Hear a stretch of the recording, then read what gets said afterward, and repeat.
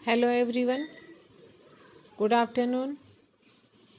BEd first year में general science subject के अंतर्गत आज हमारा टॉपिक है राष्ट्रीय पाठ्यक्रम संरचना 2005 के संदर्भ में सामान्य विज्ञान शिक्षण के परिवर्तित उद्देश्य एवं प्रवृत्तियाँ। एनसीएफ 2005 में जनरल साइंस शिक्षण के लिए कौन कौन से परिवर्तित उद्देश्य निर्धारित किए गए हैं, जिसमें सबसे पहले हमारा है प्राथमिक स्तर से विज्ञान शिक्षण की व्यवस्था। प्राथमिक स्तर से विज्ञान शिक्षण की व्यवस्था की प्राइमरी लेवल से ही साइंस के टीचिंग की व्यवस्था की जानी चाहिए, ताकि बच्चे को साइंस में इंटरेस्ट हो तथा वह अपने आसपास के परिवेश से संबंधित जानकारी ले तथा दैनिक जीवन से अपने जो साइंस से संबंधित जो जानकारी जुड़ी हुई होती है वो ले, अपने वातावरण से संबंधित उसे जानकारी प्राप्त हो। इसका मुख्य उद्देश्य प्राथमिक स्तर से बालकों में विज्ञान विषय के प्रति रुचि उत्पन्न करना है। इसके लिए उनको प्राथमिक स्तर से ही वैज्ञानिक दृष्टिकोण एवं प्रयोग के आधार पर परिवेशीय जानकारी प्रदान करनी चाहिए। इस तथ्य के आधार पर ही प्राथमिक कक्षाओं में हमारा परिवेश परख आदि शीर्षकों के नाम से विज्ञान शिक्षण की व्यवस्था प्रचलित है।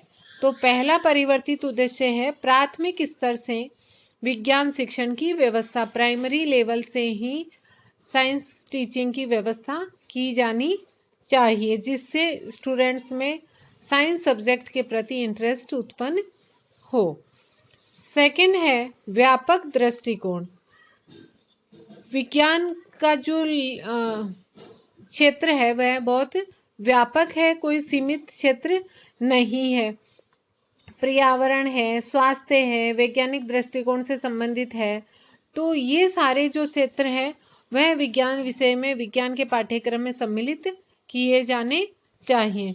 विज्ञान के पाठ्यक्रम को मानक के किसी एक पक्ष से संबंधित नहीं किया गया है, बल्कि उसे मानव जीवन के उन सभी पक्षों से संबंधित किया गया है जो कि सर्वांगीण विकास में सहयोग करते हैं। अर्थात विज्ञान विषय का जो क्षेत्र है उसे व्यापक माना गया है, सीमित क्षेत्र नहीं माना गया है। उन सभी पक्षों से संबंधित किया गया है जो कि सर्वांगीण विकास में सहयोग प्रदान करते हैं, जैसे पर्यावरणीय अध्ययन, स्वास्थ्य, वैज्ञानिक दृष्टिकोण आदि। इन सभी पक्षों को सम्मिलित करके विज्ञान के पाठ्यक्रम को व्यापक बनाया गया है। तो एनसीएफ 2005 में विज्ञान का जो क्षेत्र है उसे व्यापक बताया गया है, व्यापक दृष्टिकोण रखा गया है पाठ्यक्रम को बनाते समय।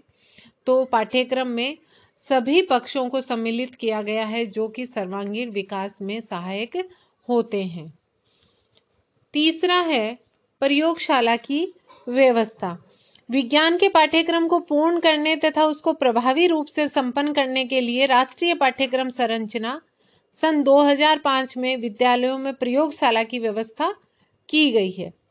प्रयोगशालाओं के माध्यम से विज्ञान की पाठ्यचर्या में निहित गतिविधियों को सरलतापूर्वक संपन्न किया जा सकेगा, क्योंकि विज्ञान के पाठ्यक्रम में जो भी चीजें सम्मिलित की जाती हैं उसमें ज्यादातर क्या होते हैं, विज्ञान किस पे आधारित होती है, विज्ञान प्रयोगों पे आधारित होती है, सबूत पे आधारित होती है, प्रूफ पे आधारित होती है। तो विज्ञान में सबसे ज्यादा बातें प्रैक्टिकल के द्वारा बताई जाती हैं। इसलिए एनसीएफ 2005 में विद्यालयों में प्रयोगशाला की व्यवस्था की गई है, जिसके माध्यम से उस पाठ्यक्रम में जो भी बातें प्रयोगशाला में करने वाले जो भी प्रैक्टिकल्स हैं उन्हें आसानी से पूरा किया जा सके। तो प्रयोगशाला की स्थापना के आधार पर ही विज्ञान के पाठ्यक्रम में उन तथ्यों को अधिक स्थान दिया गया है जो कि प्रयोगशाला में उचित रूप से संपन्न होते हैं। तो तीसरा उद्देश्य है प्रयोगशाला की व्यवस्था।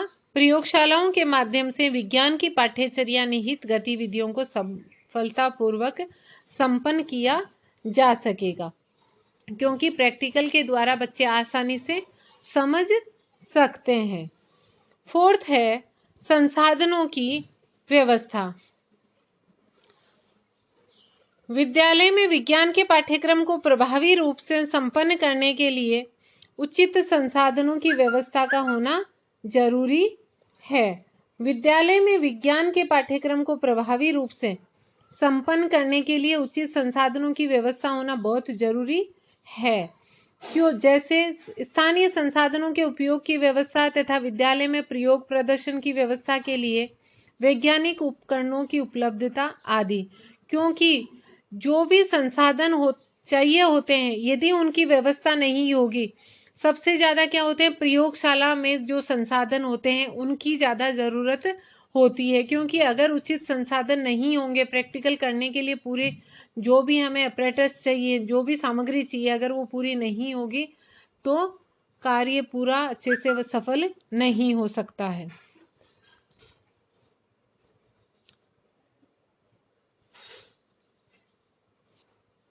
फिफ्थ है गतिविधियों की अधिकता। विज्ञान शिक्षण की पाठ्यचर्या में प्रयोग एवं प्रदर्शन के आधार पर बालकों को सिखाने की व्यवस्था की गई है।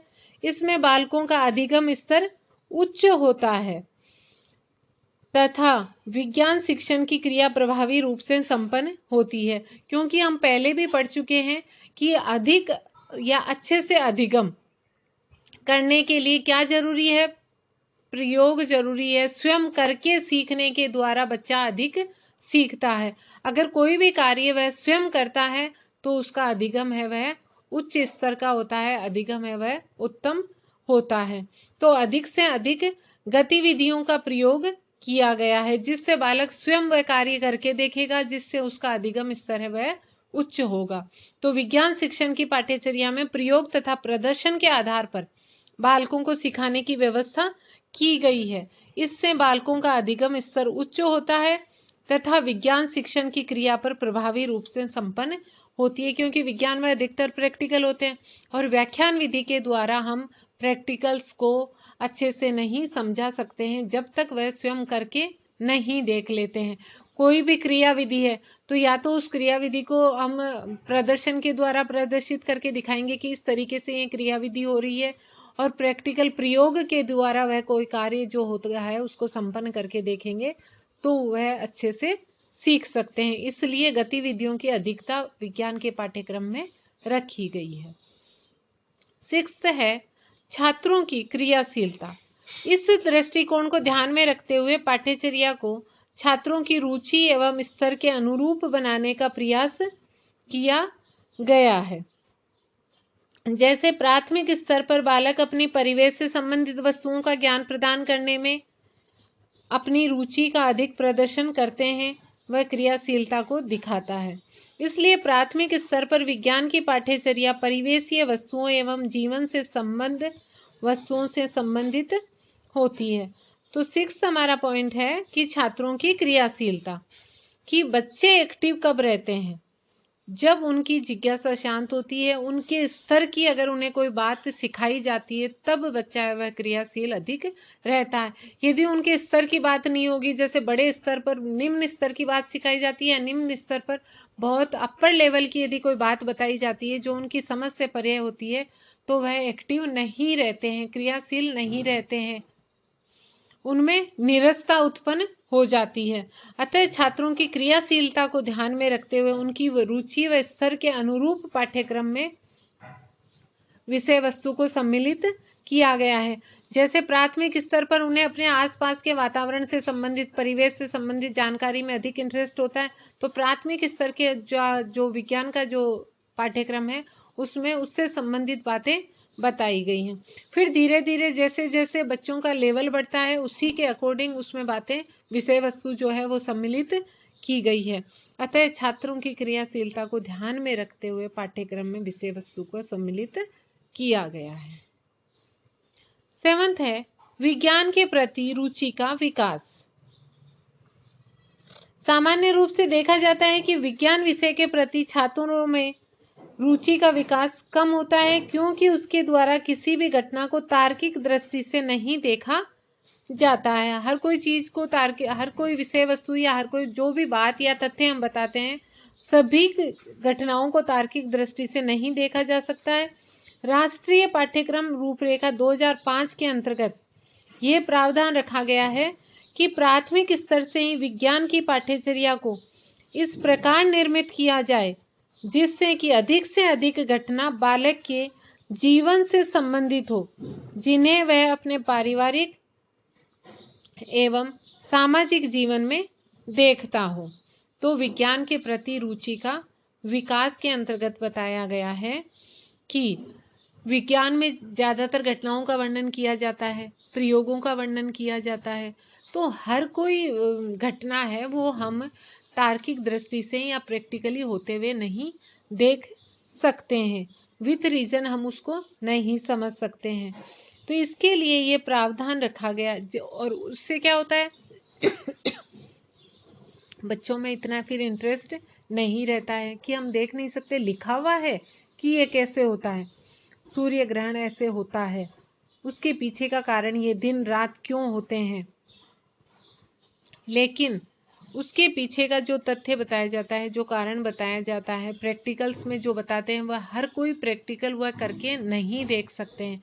तो फिर उनमें इंटरेस्ट नहीं होता। इसलिए उनकी एज के अकॉर्डिंग, उनके लेवल के अकॉर्डिंग, उनके मानसिक स्तर के अकॉर्डिंग उसमें विषय वस्तु को सम्मिलित किया जाता है। तो प्राइमरी स्तर पर उस तरीके की विषय वस्तु को सम्मिलित किया गया है जिसे वह अपने पारिवारिक व सामाजिक जीवन में प्रैक्टिकली होते हुए देखता है। जैसे वायु प्रदूषण है, जल प्रदूषण है, या जैसे कोई आसपास में मान लीजिए कि खेत में बुआई हो रही है, सिंचाई हो रही है, तो इस तरीके की विषय वस्तु को सम्मिलित किया गया है जो वह आसपास में आराम से देख सकते हैं और प्रैक्टिकली उस चीज को समझ सकते हैं। 8th है उचित शिक्षण विधियों का समावेश। राष्ट्रीय पाठ्यक्रम संरचना 2005 के आधार पर पाठ्यक्रम में उच्च शिक्षण विधियों का उचित शिक्षण विधियों का समावेश किया गया है जो कि छात्रों की योग्यता व स्तर के अनुकूल है। जैसे प्राथमिक स्तर पर विज्ञान का शिक्षण स्थानीय विज्ञान स्रोतों के भ्रमण तथा खेल के माध्यम से प्रदान किया जाना चाहिए। इसके बाद जब बालक में विज्ञान के प्रति रुचि उत्पन्न हो जाए तो अन्य शिक्षण विधियों से उसे शिक्षण करवाया जाना चाहिए। तो उचित शिक्षण विधियों का समावेश के अंतर्गत है कि विज्ञान के पाठ्यक्रम में उचित शिक्षण विधियों का समावेश किया गया है कि उसके स्तर के अकॉर्डिंग शिक्षण विधियों का समावेश किया गया है। तो प्राथमिक स्तर पर शिक्षण विधियां स्थानीय विज्ञान स्रोतों के भ्रमण तथा खेल के माध्यम से, जैसे गार्डन में ले गए किसी में तो उन्हें वनस्पति के बारे में बताते हैं, जैसे ये छोटा पौधा है, ये दूब होती है, ये बड़ा पेड़ है, और आसपास में जैसे कोई फैक्ट्रीज हैं तो वहां पर ले जाकर उन्हें प्रैक्टिकली दिखाया जा सकता है। और जैसे जैसे स्तर बढ़ता है उस स्तर के अकॉर्डिंग शिक्षण विधियों का प्रयोग किया जाना चाहिए। 9th है विशेष आवश्यकता वाले बालकों के लिए पाठ्यचर्या। इस आधार पर जो बालक प्रतिभाशाली हैं उन्हें पृथक पाठ्यक्रम की व्यवस्था होनी चाहिए, और जो बालक मंद बुद्धि या सामान्य बुद्धि से कम बुद्धि लब्धि के हैं उनके लिए पृथक पाठ्यक्रम की व्यवस्था होनी चाहिए, जिससे प्रत्येक छात्र को उसकी योग्यता व स्तर के अनुसार ज्ञान प्राप्त हो सके। तो विशेष आवश्यकता वाले बालकों के लिए पाठ्यचर्या में है कि विशेष जो बालक होते हैं, विशेष बालक कौन होते हैं, या तो मंद बुद्धि और या फिर एक्स्ट्रा इंटेलिजेंट, दोनों के लिए ही अलग व्यवस्था की जानी चाहिए। यदि हम दोनों को साथ में रखेंगे तो जो एक्स्ट्रा इंटेलिजेंट बच्चे हैं उनको उसमें कोई इंटरेस्ट ही नहीं होगा पढ़ने में, क्योंकि उनको वो उस चीज को वो पढ़ चुके हैं, उस स्तर तक उनको आता है। और मंद बुद्धि वाले अगर हम एक्स्ट्रा लेवल का पढ़ा रहे हैं तो जो मंद बुद्धि बालक हैं उनके स्तर से वो बहुत अपर लेवल का होगा और उनको समझ में नहीं आएगा। इसलिए जो अधिक प्रतिभाशाली हैं उनके लिए पृथक पाठ्यक्रम की व्यवस्था होनी चाहिए, और जो बालक मंद बुद्धि या कम बुद्धि लब्धि वाले हैं उनके लिए पृथक पाठ्यक्रम की व्यवस्था होनी चाहिए, जिससे प्रत्येक छात्र को उसकी योग्यता व स्तर के अनुसार ज्ञान प्राप्त हो सके। आज के लिए इतना ही। Thank you.